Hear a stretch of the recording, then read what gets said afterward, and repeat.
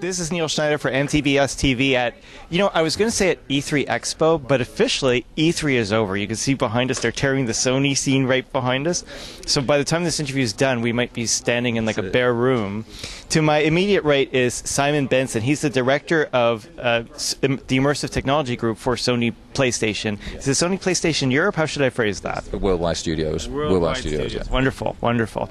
So tell us about what you had on display here for Morpheus. So this time around at E3 we've had lots of different things. We had a wide variety of different experiences, and I think that's kind of important for where we are now, looking at a launch early next year. What we've really been trying to show is the breadth of experiences that you can have on virtual reality. So we've had things from things that people traditionally expect them to be, where maybe you're running around and shooting things, more like a conventional shooter type games. We've also got things that are very social. We've got experiences where we're actually showing off a new feature that allows you to have a completely different image on your TV screen than what the virtual reality player's seeing, and maybe 4 people sat on a sofa, they're seeing what's on the screen, they can see what the virtual reality player's doing and interact with them and throw things at them, and have a really good social family kind of game in the living room. And that was something that's just completely new, that's never been done before, and people never really thought that you could do that kind of thing with virtual reality. Well, actually, let's talk about that. I just tried the social interaction, and it's best you share it in your own words, because they were two very different experiences, whether you were sitting with the PlayStation controller or whether you're using your head mount. Can you describe the two different experiences, how they're radically different from each other? Sure. So what we get is, for the virtual reality player, he's basically wearing the Morpheus headset, and his task, he can see this world, this city, and there's these little characters running around, and he's chasing them. He's using his head to smash the buildings down, to headbutt helicopters at the people to try and to knock them down. But it's all like really sort of cute, cartoony, family kind of graphics, like watching a kid's cartoon. So this monster that he inhabits is doing all these activities using his head, and he's chasing after these characters, and when they get to the end of the scene, these characters then start having some revenge. They're throwing things at him, and he's got to dodge them and move out of the way so these objects that they're throwing don't hit him, and if they do hit him, it puts the lights out on his Morpheus headset in the game world, and when they're all out, that's it, he's finished. But all the other people that are playing in the room, they see their friend sat there with the headset on, waving his head around crazily, trying to dodge things. They can talk to him, they can laugh along with him and joke about it.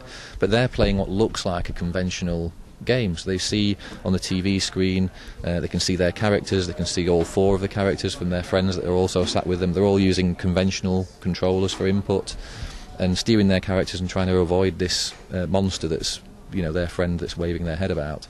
And so they're playing what seems to be a very different game, but yet they're all in the same room, talking to each other, laughing along with the story, playing this game together. And it's a completely new, effectively like a completely new genre of game that's only just come about. And people always thought that maybe virtual reality could be like an isolating technology, that you lose yourself in a world and no one else can interact with you because you're away and you can't hear and you can't see, and you're just locked into this content. But actually that's not the case at all, and this kind of proves that you can actually make experiences that are very, very heavily social and shared in a living room space by using this kind of technique.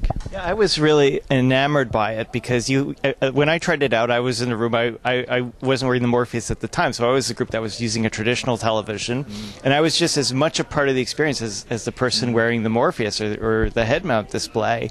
Why do you think it's important, or is it important, to have these social interactions in virtual reality? Is it even perhaps more important in virtual reality than traditional?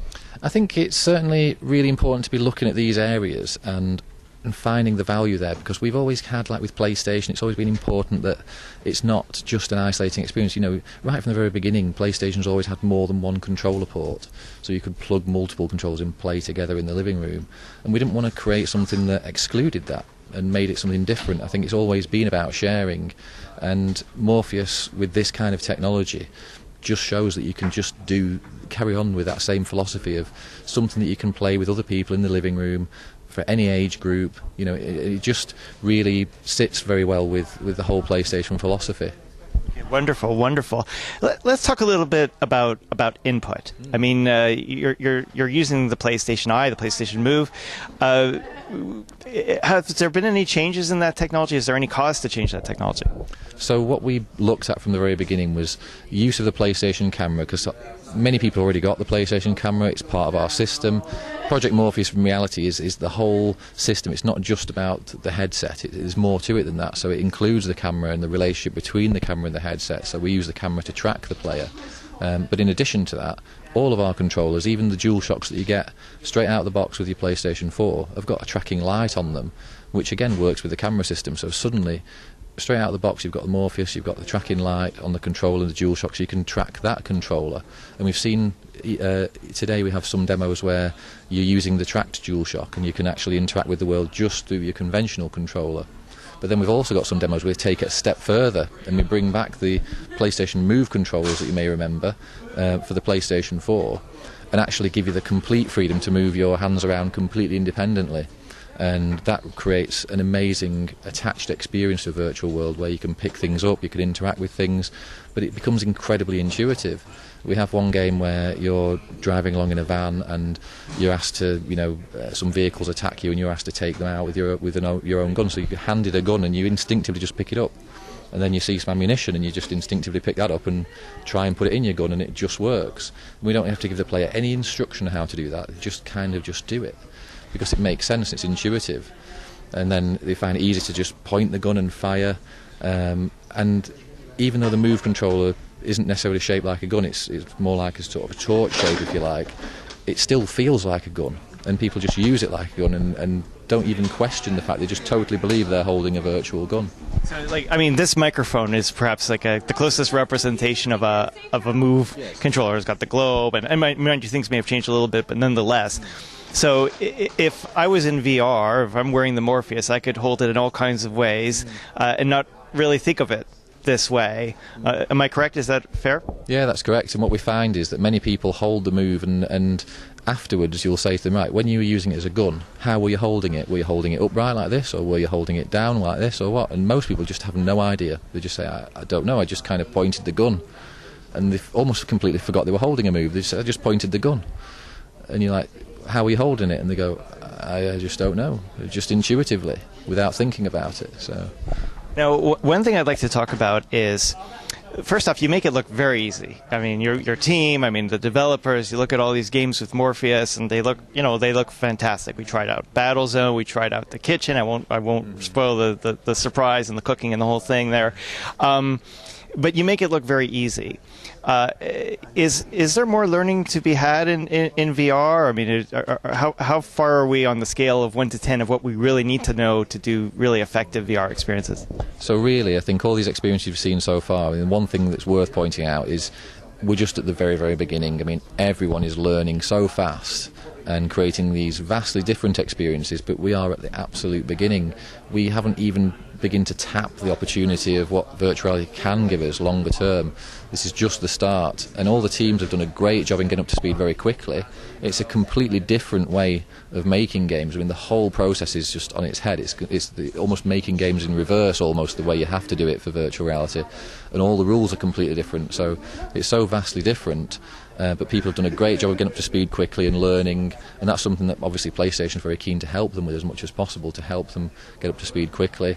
But then we see that they really come up with some crazy ideas, some really different ideas, and really come at the whole situation of creating some interesting experience in a totally different way and create vastly different things and things that we hadn't even anticipated. And like I say, it's just the start. So I think we're so excited about what is to come. We just couldn't predict it ourselves. We couldn't reliably say what we think the experiences would be like at next year's E3 or the one after that at all. I think it'll be just radically different and so exciting, because every time we get a new game in that uses VR, we just ourselves get so excited to try it, because we just have no idea what experience we're going to get from it, and it's always something different and something really rewarding. Now, each time I see the Morpheus, it gets improved in one way or another. Today, of course, I had another great experience with it.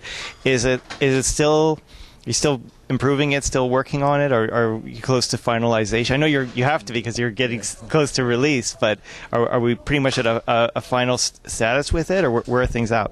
So we're still making iterative improvements, and again, we're very happy where we are with Morpheus, but we're continuing to refine and make it a bit better. I mean, what we showed at E3 this time was different to what we showed at GDC. We've made some revisions to it, made some improvements, and we'll continue to do that right up until we have to stop, basically. Okay, wonderful. Well, thank you so much for joining us. It's always a pleasure and a really wonderful experience this year. I'm looking forward to see. When is the anticipated release date, just so I know? So we're looking at the first half of next year is our target release date for Morpheus. Have you put any pricing in mind yet, or? No, we've not put that together yet, so that's all to follow yet. Okay, excellent. But I'm seeing a lot of potential launch titles here, so very encouraging. Well, thank you again for joining us, Simon. No problem. Thank you very much. Thanks. This is Neil Schneider for MTBS-TV. We're getting kicked out of E3 right about now. Thank you for joining us. Great show. We'll be back with more. Thank you for watching.